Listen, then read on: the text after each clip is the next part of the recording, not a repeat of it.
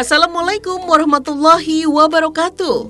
Sahabat Hikmah, inilah sisi lain dari bumi Palestina yang penuh berkah. Ketika cuaca buruk melanda pantai Gaza dan turun hujan yang suhu dinginnya sampai menusuk tulang, nelayan di sana justru ramai memanen ikan. Ya, inilah salah satu keberkahan tanah Palestina. Wilayah tepi barat Palestina yang merupakan wilayah pesisir menghasilkan berkah ikan-ikan hasil tangkapan yang tidak pernah ada habisnya. Eits, ini bukan berita hoax ya sahabat Hikmah. Ini adalah hasil gambar real yang diambil oleh Bang Onim yang sudah 11 tahun tinggal di Gaza. Nah, ini dia video beliau yang sedang mendokumentasikannya. Saya sedang berada di pelabuhan Palestina di kota Gaza. Kita lihat saat ini para nelayan Gaza sedang menarik jaring mereka. Banyak sekali hasil tangkapan, padahal kita lihat di Palestina saat ini sedang musim dingin. Saya aja pakai sarung tangan. Ya, pelabuhan Gaza adalah salah satu tempat nelayan Gaza mencari rezeki. Sehari-hari mereka bisa panen ikan, udang, dan berbagai hasil laut lainnya yang melimpah ruah. Ikan-ikan ini nantinya akan dijual kepada warga Palestina di Gaza. Salah satu keajaiban dan keberkahan tanah Palestina adalah hasil lautnya yang tidak pernah habis. Dan tidak hanya itu, ada pula ini. Ya, wanita-wanita Palestina Gaza banyak melahirkan bayi-bayi kembar. Seperti ini salah satunya, bayi kembar 3. Bang Onim sedang menyalurkan bantuan dari warga Indonesia untuk saudara-saudara kita di Palestina nih.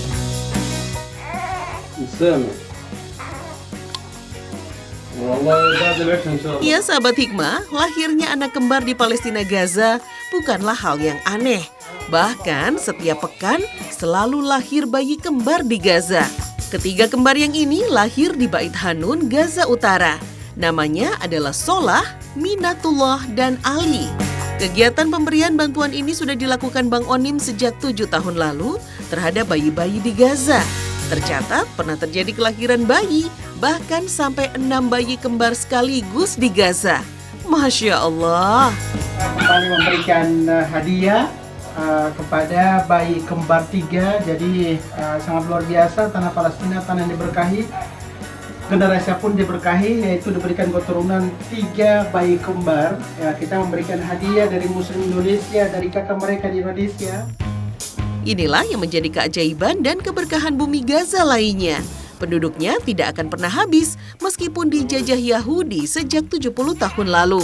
Selalu lahir dan hadir generasi-generasi muda yang tidak gentar melawan penjajahan Zionis Yahudi. Sahabat Hikmah, seakan tidak pernah ada habisnya, kaum Yahudi mengganggu, menyakiti, memerangi penduduk Palestina. Dan tidak pula merasa puas setelah merebut wilayah hingga menyisakan 2 pemukiman kecil di tepi barat dan jalur Gaza. Hampir setiap tahun kita mendengar kabar duka, konflik dan pertikaian, pembunuhan, penganiayaan, dan berbagai cara lainnya dilakukan kaum Yahudi untuk menekan penduduk di wilayah yang didudukinya. Konflik terakhir di bulan Ramadan lalu di tanah Palestina kini menyisakan duka. Setidaknya 248 orang meninggal dunia, termasuk wanita dan anak-anak. Belum lagi korban luka yang membutuhkan perawatan serius. Kehancuran berbagai infrastruktur di jalur Gaza pun tidak ternilai. Serangan udara dan artileri Israel menghancurkan belasan ribu pemukiman dan bangunan bisnis, 53 sekolah, 6 rumah sakit, 4 masjid, dan 50% infrastruktur pasokan air. Karenanya saat ini 800.000 orang terancam tidak bisa mendapatkan air bersih. Berbagai cara dilakukan masyarakat Indonesia untuk menunjukkan dukungan dan kepedulian terhadap Palestina. Selain dukungan dari para selebriti, aksi seorang warga Banyuwangi, Jawa Timur sempat viral di media sosial. Trianto tergugah hatinya untuk menjual rumah mewah seharga 750 juta. Keuntungan dari sebagian hasil penjualan rumah akan disalurkan untuk membantu warga Palestina. Villa bernama Puri Devani ini memiliki luas 250 meter persegi dengan konsep perpaduan Banyuwangi dan Bali. Lengkap dengan kolam renang, ruang makan bersama, ruang tidur, dan taman di depan rumah. Lain lagi dengan aksi puluhan peternak ikan hias di Bogor, Jawa Barat. Mereka mengumpulkan koleksi ikan hias terbaik seperti ikan lohan, ikan mas koki, hingga ikan cupang untuk dilelang. Nantinya, seluruh dana yang terkumpul akan disumbangkan melalui Lembaga Kemanusiaan Korban Perang di Palestina sebagai bentuk dukungan mereka terhadap rakyat Palestina. Lalu bagaimana dengan sahabat hikmah sekalian? Assalamualaikum warahmatullahi wabarakatuh. Sahabat hikmah yang dirahmati oleh Allah Subhanahu wa taala. Mustahil nurani yang sehat tidak terusik atas seluruh tragedi kemanusiaan yang sekarang ditonton oleh seluruh umat manusia. Tentu saja ada banyak hal yang dapat kita lakukan untuk membantu saudara-saudara kita di Palestina. Yang pertama adalah perbaiki mindset kita bahwa urusan kemanusiaan ini harus menjadi perhatian seluruh umat manusia tanpa pandang bulu, tanpa pandang agama dan bangsa. Yang kedua yang bisa kita lakukan adalah doa, bahwa orang mukmin selalu merawat harapannya kepada Allah Subhanahu wa taala. Yang ketiga adalah donasi. Saudaraku, banyak kenyataan-kenyataan yang memilukan yang terjadi di Palestina itu. Jangan berpikir sekecil apa yang bisa kita lakukan, tapi berpikirlah kita menjadi bagian kepedulian antar sesama umat manusia juga dalam persaudaraan muslim ini. Ada banyak sekali kenyataan-kenyataan yang memilukan yang menimpa saudara-saudara kita di Palestina. Bagaimana listrik hanya dibatasi 4 jam sehari. Bagaimana akses kepada fasilitas kesehatan jauh di bawah angka 50%. Apalagi di tengah pandemi dan kobaran perang yang semakin menjadi-jadi belakangan ini. Juga yang lebih mendasar, kebutuhan-kebutuhan akan makanan, bahkan air bersih. Akses kepada air bersih hanya 7%. Artinya 93% air yang dikonsumsi oleh saudara-saudara kita di Palestina itu adalah air yang tidak layak untuk diminum.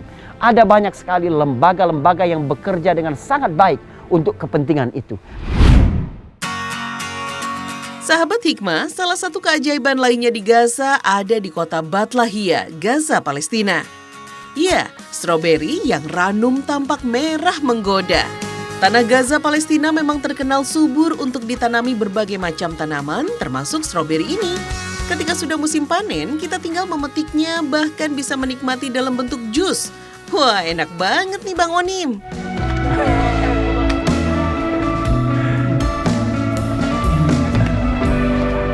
Mumtaz, lah.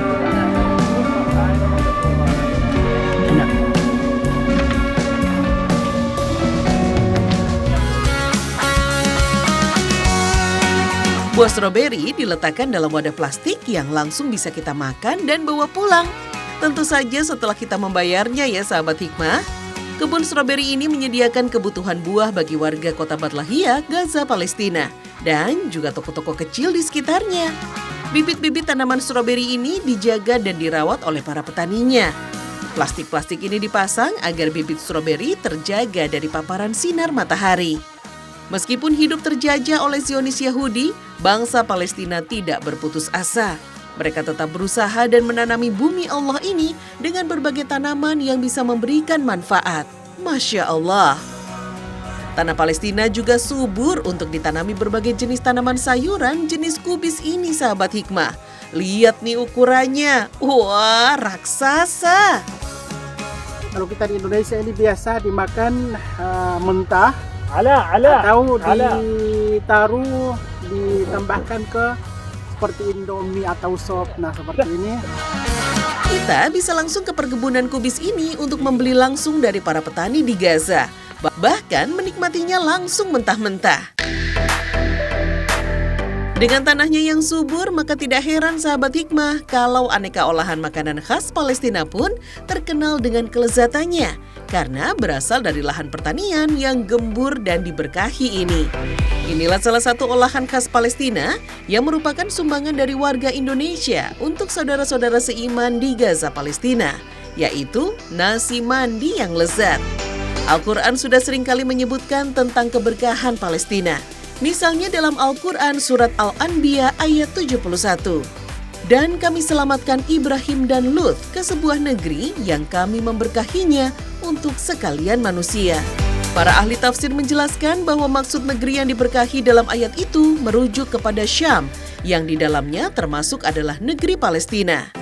Dalam Al-Quran surat Al-Anbiya ayat 81 juga disebutkan, dan telah kami tundukkan untuk Sulaiman angin yang sangat kencang tiupannya ke negeri yang kamu telah memberkahinya, dan adalah kami maha mengetahui segala sesuatu. Para ahli tafsir menjelaskan yang dimaksud negeri yang kami memberkahinya adalah negeri Syam yang terdiri atas Yordania, Suriah, Lebanon, dan Palestina yang merupakan daerah kerajaan Nabi Sulaiman alaihissalam.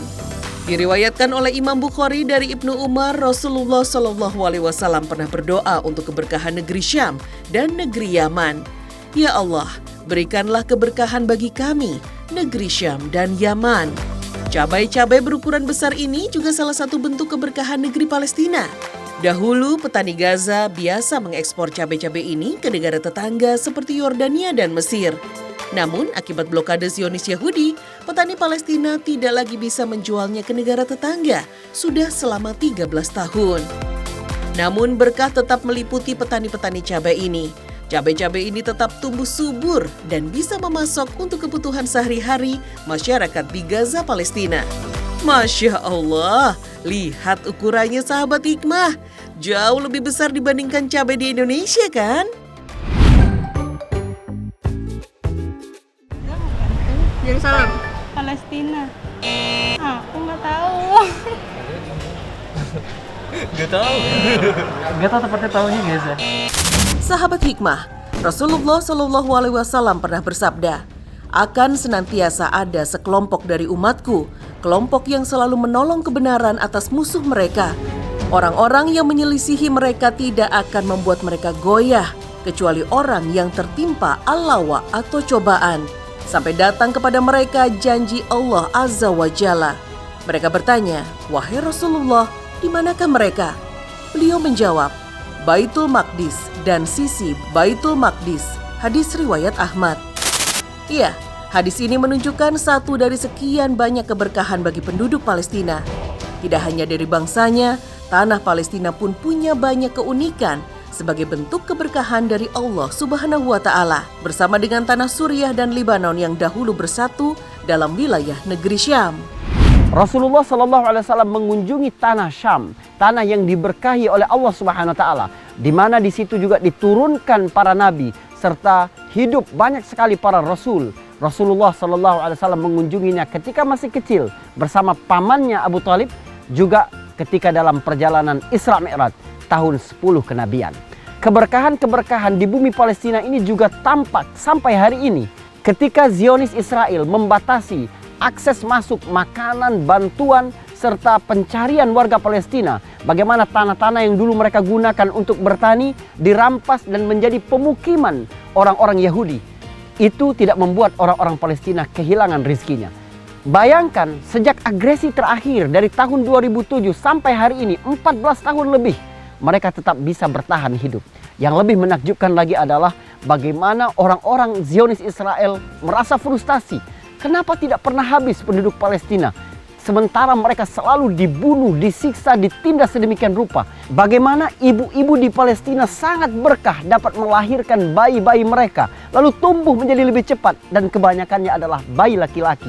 Orang-orang Palestina dikenal sebagai orang-orang yang cerdas. Mereka dapat merancang sistem pertahanan dan militer dengan seluruh keterbatasan-keterbatasan yang ada di dalam diri mereka. Bahkan keberkahan itu sampai ke laut.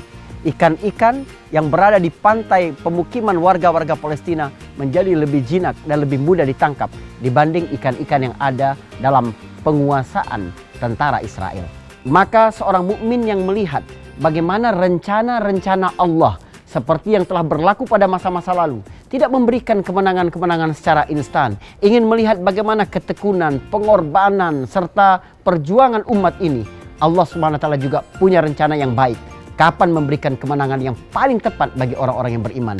Sahabat hikmah yang dirahmati oleh Allah Subhanahu wa Ta'ala, betapa spesialnya pagi ini kita dapat sama-sama belajar bersama Ustadz Arifin Nugroho. Assalamualaikum warahmatullahi wabarakatuh. Waalaikumsalam warahmatullahi wabarakatuh, Ustaz. Apa kabar, Ustaz? Alhamdulillah. Ya, hari ini saya bisa belajar langsung sama guru, Masya Allah.